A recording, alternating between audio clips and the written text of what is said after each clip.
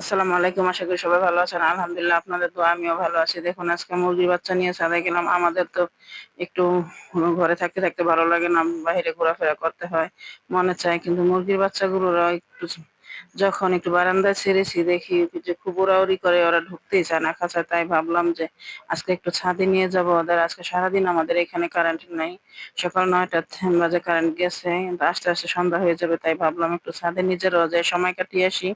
বাচ্চাগুলো একটু ঘোরাফেরা করে আনি।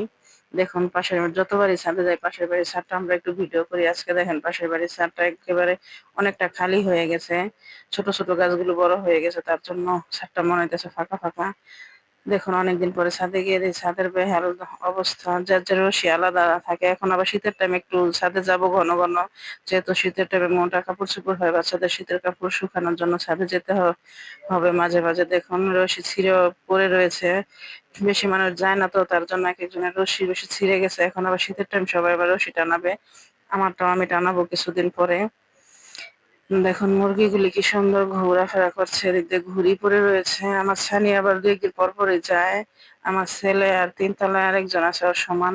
ওকে নিয়ে সবসময় ঘোরাফেরা করে আর ঘুড়ি উড়ায় মাঝে মধ্যে। আমি সবসময় উঠতে দেই না। কিন্তু মাঝে মধ্যে আসে।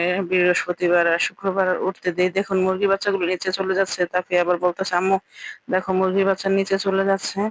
আমি তারপর তাড়াতাড়ি করে গিয়ে আবার ওদেরকে দৌড়ে আনলাম। দেখুন এদিক দিয়ে তাফিয়া মুরগির বাচ্চা ধরার জন্য দৌড়াদৌড়ি করতেছে মুরগির বাচ্চার সাথে। মুরগির বাচ্চা দৌড়াদৌড়ি করে, ওইও দৌড়াদৌড়ি করে। দেখুন তাফিয়া কোনোদিনও ছানি তাফিয়া দুজনে একজনের মুরগির বাচ্চা ধরতে পারে না, ভয় পায়। এই গাছটা আমার কাছে খুব ভালো লাগতেছে। পুঁই শাক। তাই ভাবলাম একটু ভিডিওটা ভালোভাবে করে নেই। দেখুন কচু গাছ। এদিকে কচু গাছটা পুঁই শাক গাছটাই সুন্দর লাগতেছে। তাই একটু ঘুরে ভিডিও করতেছি। দেখুন এদিকে তাফিয়া আমাদের দোতলা ছোট বাচ্চা আছে তাদের কাপড়-চোপড় উঠাইতেছে। আমি বলতেছি উঠাও, বাতাসে পড়ে গেছে ছোট কাপড় তো তার জন্য ক্লিপ আটকানো হয়নি। তাফিয়া এখন উঠাচ্ছে, উঠিয়ে একসাথে জড়ো করতেছে। দেখুন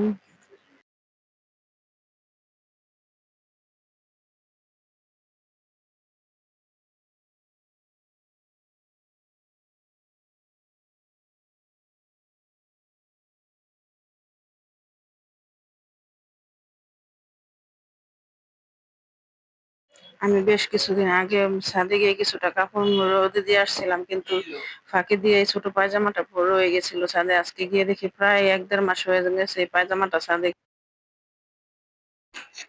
ছানির ছোটবেলার পায়জামা দেখুন ছানিও পড়েছে আবার তাকেও পড়েছে।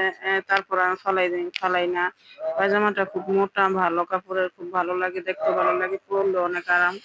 এটা গ্রামের শীত পরার শহরের শীতে পরা যেত না তাই বেশি পরানো হতো না। গ্রামে যখন যাইতাম তখন পরাইতাম। তাই পায়জামাটা খুব ভালোই রয়ে গেছে দেখুন।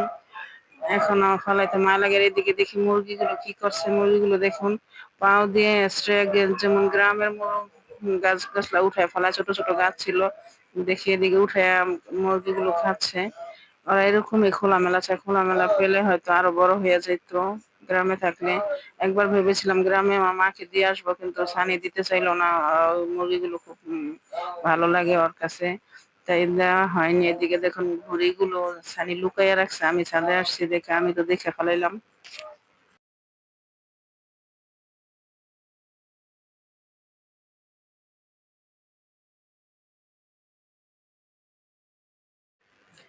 অনেকদিন আগে একটা বালিশ ভিজে গেছিল। সেই তুলোগুলো ছাদে রোদে দিয়েছিলাম কিন্তু বৃষ্টিতে ভিজে গেছে। তাই আমি আর আসিও নাই, মনেও ছিল না। আজকে হঠাৎ করে মনে পড়েছে তাই তুলাগুলো আমি একটু রোদে দিয়েছি, শুকাইছে। এখন তাফিয়া দেখুন ছিটতাছে। তুলাগুলোর কালারই কিরকম নষ্ট হয়ে গেছে।